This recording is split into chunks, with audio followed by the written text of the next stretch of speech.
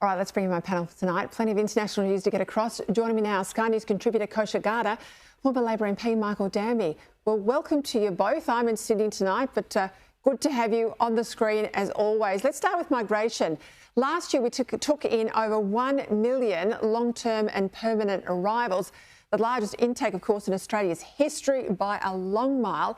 And that sort of influx changes statistics dramatically, as a new report from the Institute of Public Affairs has revealed, with around 31% now of Australia's population listed as born overseas. According to the most recent comparable data from 2020, this is now double the amount in the US and UK, and the highest of any other nation in the Anglosphere. Now, yes, it's staggering, Michael. We're in the middle of a housing and cost of living crisis, but I'm also focused on the integration of such a big volume of people in Australia. Are we sure they're signed up to our values? First of all, guten Morgen aus Berlin, Peter and Kosha, and all your audience. I'm not sure. I think it's too many. Peter, people across the political spectrum have been supporters of migration for its skills, for its adding to Australia's youth, and for its cultural vitality.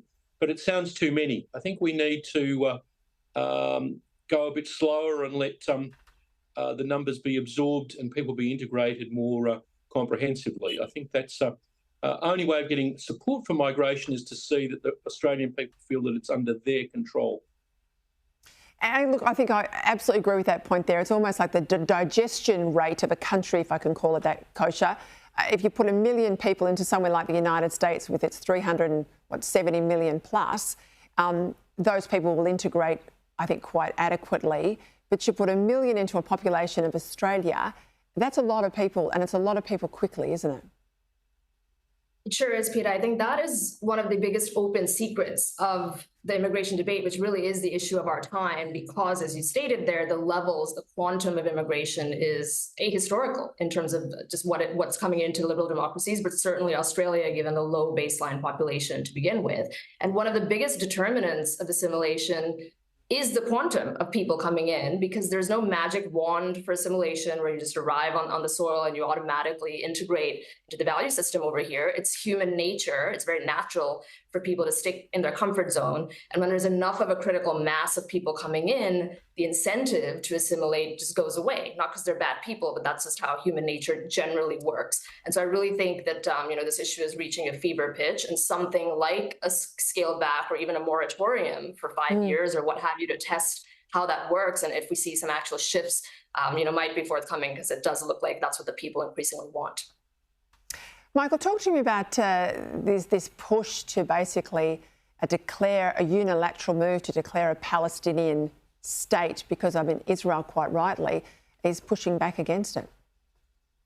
3 times American presidents, Clinton, Bush Jr. and Obama got the Palestinians to the table, and they each of the 3 times, it's documented in Bill Clinton's biography, ran away from the possibility of a Palestinian state. So they're the ones who are against a Palestinian state on terms that would be fair to both sides. So you're forcing on them something that they have historically opposed and won't agree to.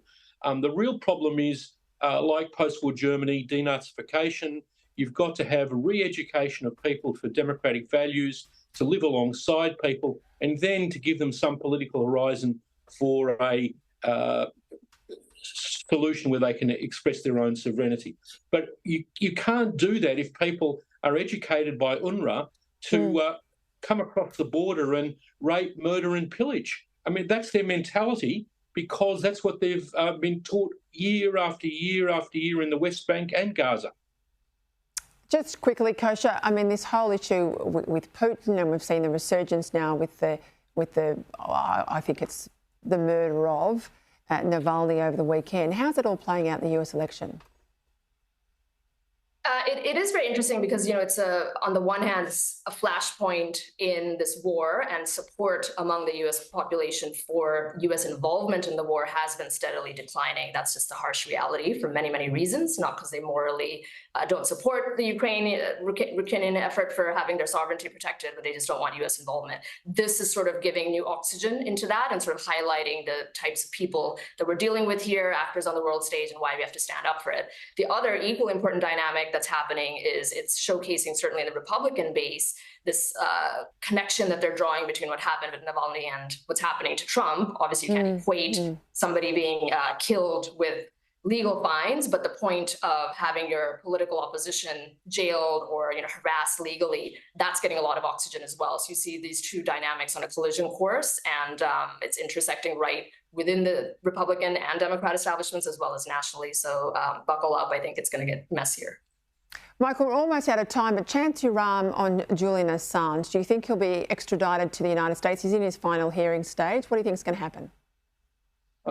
I think he will. I think the American establishment and Biden, backed by former presidential candidate Hillary Clinton, haven't cracked, because some of the things that Assange did are not very popular to talk about, but are not simply the release of information about military activities. They were some people were convicted in court in the United States of leaking information to him that ruined Hillary Clinton's campaign because she was considered too anti-Russian.